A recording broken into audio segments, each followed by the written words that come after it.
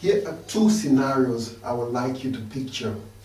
Scenario number one, on Monday the 6th of December, I visited Trafford Centre in Manchester. On my way out, I noticed that the electronic article surveillance system for John Lewis, one of the biggest retailers in the UK, was mounted outside of the shop. I became curious, so I checked around to see if there were staff members around, probably watching. I did not see anyone. It was peculiar to me that a big retailer like John Lewis will make such an elementary mistake. How can someone mount an EAS gate outside of the store? How effective would that be? Even if the alarm triggered, there are no staff members around to deal with the issue or speak to the person concerned. B, the possibility of them even hearing that the alarm has triggered is almost nil. This is a classic example of misuse of technology and the wrong implementation of loss prevention strategy. Picture the second scenario. On the 5th of May 2009, retail experts gathered at the Retailer Loss Prevention, Auditing, Safety and Security Conference held at the Gaylord Palms Resort in Orlando, Florida. Amongst the suggestions made, these two caught my attention. One, enlist the help of apprehended shoplifters to consult on effective deterrence ideas. Rehire employees who have been caught in small-scale, dishonest employee incidents. This idea is based upon the old adage, the devil you know is better than the devil you don't know. To suggest hiring shoplifters as consultants is quite concerning, as there is no amount of money that can persuade shoplifters to work with retailers. For a start, professional shoplifters will never cooperate with retailers as they have too much to lose. To rehire dishonest employees is breaking the first rule of an effective employee theft prevention policy, which is hire honest people in the first place. The key to effective loss prevention and shrinkage management is to create and instill a culture of loss prevention into the DNA of the organization. In this video, I will show you the exact steps you will need to take to do this. How would you like to boost your profit by up to 10% in 90 days? How would you like to reduce shrinkage in your store by 2% in 90 days? It will be possible after watching this video. We are going to discuss why loss prevention is critical to the retail industry, the relationship between profit and loss prevention, and how to create a culture of loss prevention. Why loss prevention is critical to the retail industry. The general approach to loss prevention in the retail industry is reactive.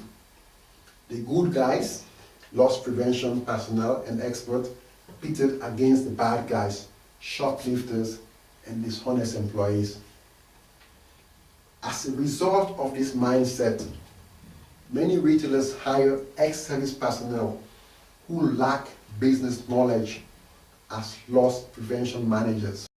They bring law enforcement approach into their work. What is loss prevention? Loss prevention is a series of activities geared towards reducing loss in the retail environment. What is shrinkage? Shrinkage is the loss in value of the goods received in the amount it is sold for at the point of sale. What causes this loss in value?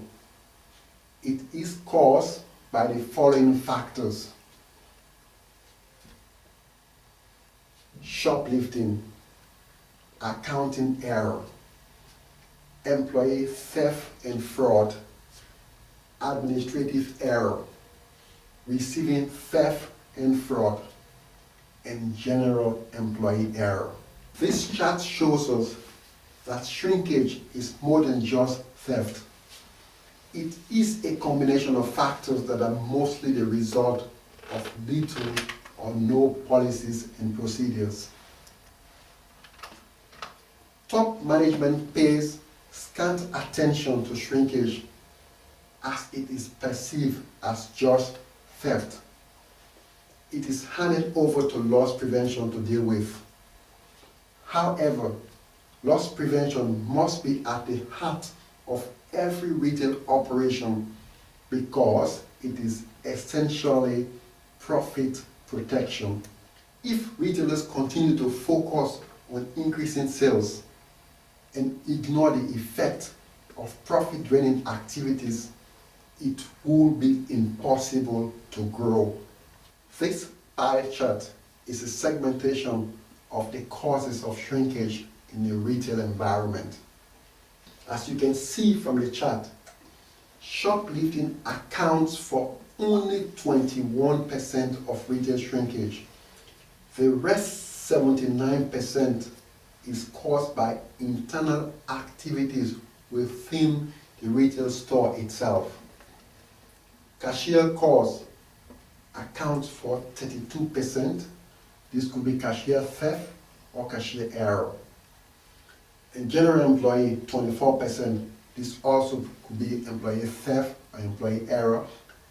Receiving 10%, pricing 5%, accounting error 4%, and damage 4%.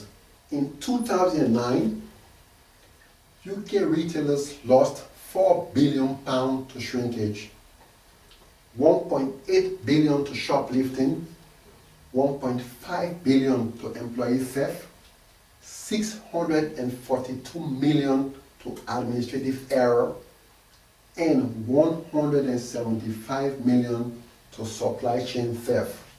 In that same year, the UK retail industry spent £771 million on loss prevention, 271 million on contract security, 163 million on in-house security, 224 million on security equipment, 62 million for cash collection, and 52 million for other loss prevention spending. However, when it came to return on investment, we can see from this table that retailers spent 6.8% of their resources on training their employees, 56.2% on security personnel, 29% on security equipment, and 8% on signs and orders. In terms of return on investment, they gained 50% return on investment for training their employees that they spent just 6.8% of their resources on. The highest amount was spent on security personnel, and they got only 2% return on investment. This is not rocket science. You can see why loss prevention measures have been ineffective. Let's now discuss why it is critical to get loss prevention right in retail. Let's give an example. Let's say my annual turnover is £10 million. This calculation gives us an idea of what I will be losing on a daily basis. I will be losing at least £758 a day to shrinkage Just imagine for a moment what I could do if I was a retailer with £758 a day. We will now explore the relationship between profit and loss prevention. The main KPI in retail is increased sales. However, if we could add decreased shrinkage to the equation, then we can vastly increase our profit margin. The collaboration between increased sales and profit can be compared to an hourglass. We do ring the till when we increase sales. However, we can also increase the possibility for shrinkage, which eats into our profit. Now, how can we create a culture of loss prevention? Step one for creating a culture of loss prevention is to first measure the scale of the problem. We cannot solve a problem if we do not understand the magnitude of the problem. This is why it is imperative that we retailers, first of all, check in all of our departments, find out where is the leakage, and try to solve that problem based upon detailed analysis of our problem.